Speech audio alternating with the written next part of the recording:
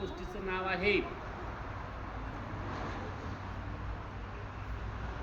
भिकाऱ्याची गोष्ट. गोष्ट एका भिकाऱ्याची आहे. एक साधा एका गावामध्ये गारेवाडी सारखं गाव असते आणि त्या गावामध्ये एक भिकारी असतो. खूप लक्ष देऊन गोष्ट आहे का आजची. आणि त्या भिकारी गारेवाडीचा जो स्टँड आहे ना त्या ठिकाणी बसून रस्त्यावरती बसून तो काय करत असतोय, भीक मागत असतो. कारण भिकाऱ्याचं काम काय, भीक मागणे. त्याला भीक मागितल्याशिवाय चैन पडत नाही आणि दररोज भीक मागून भरपूर पैसे साठवतो. आणि पैसे साठवले ते पैसे स्वतःसाठी खर्च करत नाही, पोटाला काही खात नाही. आणि आलेले पैसे जिथे बसतं का नाही भीक मागायला ती जागा तिची स्वतःची असते. आणि ज्या ठिकाणी बसतोय पोतं टाकून ते काढतोय रात्रीचं, ते खड्डा केला जातो आणि त्या खड्ड्यामध्ये ते पैसे पुरून ठेवायचे. असं आयुष्यभर तो भिकारी सारखं भीक मागण्याचं काम करत असतो. आणि आयुष्याच्या शेवटी वळालो त्या भिकाऱ्यानं 1,00,000 रुपये साठवले. आणि 1,00,000 रुपये पोटाला खाल्ला नाही तो भिकारी. आणि तो 1,00,000 रुपये त्या जमिनीमध्ये काय केला, तो पुरून ठेवला. परत वरती काय केलं, झाकून टाकला, वर पोटं टाकून पुन्हा त्यावर बसलं भीक मागायला. असं करत करत करत करत भिकाऱ्याने अक्षरशः 1 कोटी रुपये साठवले. 1 कोटी रुपये गारेवाडीचा भिकारी तिथे बसत होता, गारेवाडीचा म्हणजे त्या स्टँडवर. आणि मग 1 कोटी रुपये साठवलं, ते सुद्धा त्यानं त्या जमिनीमध्ये पुरून ठेवलं. आयुष्यभर अंगाला कपडे घातलं नाही, जेवलं नाही पोटभर, कुठलं मजा केली नाही, एन्जॉय केलं नाही, काही कुठलंही चांगलं जीवन जगलं नाही. आणि शेवटी सगळं सोडून एक दिवशी तो मरून गेला, मेला भिकारी. भिकारी मेल्यानंतर त्याला कोणी मूलबाळ कोण नव्हतं.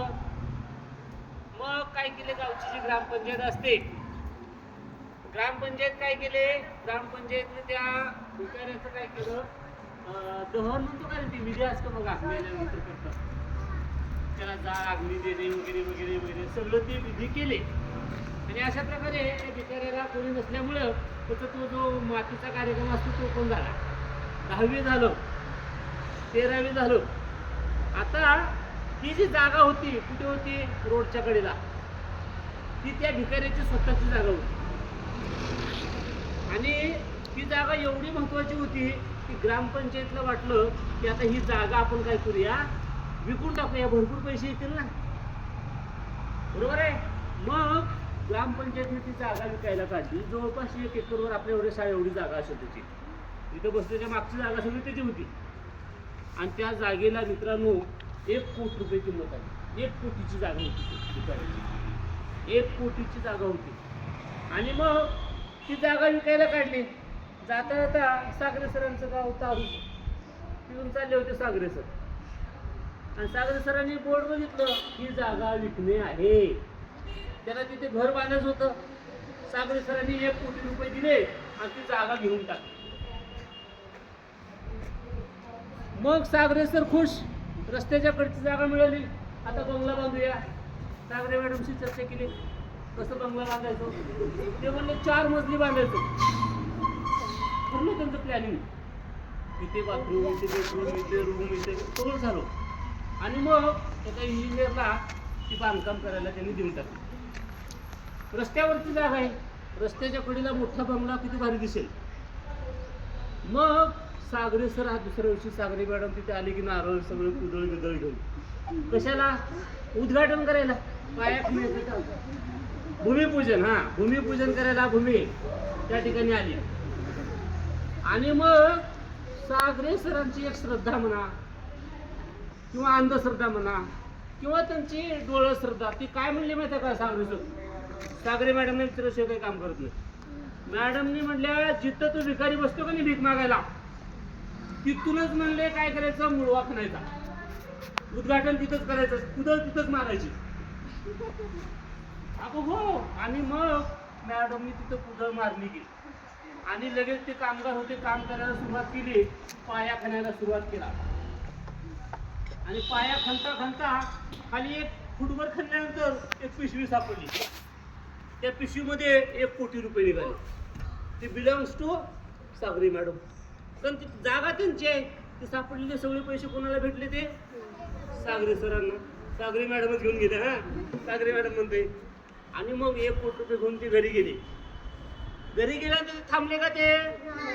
त्याने दोघांनी ठरवलेलं आहे, काय पण लागू दे, आपल्याला जी इमारत बांधायची आहे, जे पिलर बांधले उभं करायचे, 10 फूट पिलर खणायचे. 10 फूट जमिनीत. जेवढं तुम्ही जमिनीमध्ये पाया खणशिला तेवढी इमारत आपली मजबूत होती. मग 10 फूट पाया खणायचा. पुन्हा मग त्याने JCB लावली आणि मग JCBनं खणायला सुरुवात केली. मित्रांनो, एक 4 फूट खणले असतील. 4 फूट खणल्या म्हणल्या आतमध्ये एक सोन्याचा हंडा सापडला. ज्या ठिकाणी भिकारी बसला होता ना त्याच्या खाली पहिले 1 कोटी रुपये सापडले. ती भिकाऱ्याचे होते. पण आतमध्ये जेव्हा खणलं एक सोन्याचा हंडा सापडला. आणि ते सोन्याचा हंडा सुद्धा कोणाच्या मालकीचा? आणि ती जागा कोणी घेतली विकत?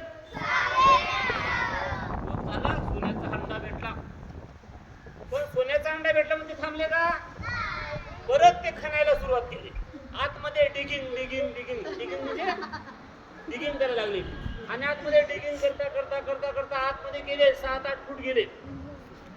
आतमध्ये एक हिऱ्यानं भरलेला हिऱ्याचा हंडा सापडला. आणि ते सुद्धा कोणाच्या मालकीत झाला? मग त्याने हिरे सापडले म्हणून थांबले का? आतमध्ये पुन्हा डिगिंग म्हणजे डिगिंग करणे म्हणजे खणणे.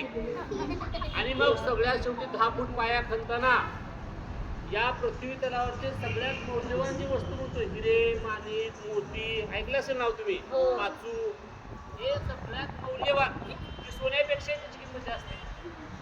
मग ते सगळे भरलेले एक हंडा सापडला. आणि ते सुद्धा सागरी मॅडमच्या मालकीत.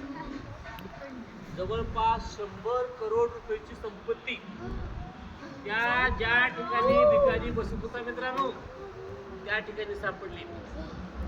आता विचार करण्यासारखी एक गोष्ट आहे, ज्या भिकाऱ्यानं आयुष्यभर बेगिंग केली, आयुष्यभर भीक मागलं मित्रांनो, पोटाला खाल्लं नाही, कधी चांगलं जीवन जगलं नाही, सारखं भिकाऱ्यागत भीक मागत राहिलं. ते आपण सुद्धा आता मुलांचं भिकाऱ्याची तुलना जर आम्ही करतो, आपण सुद्धा आयुष्यभर बेगिंग करत असतो, भीक मागत असतो.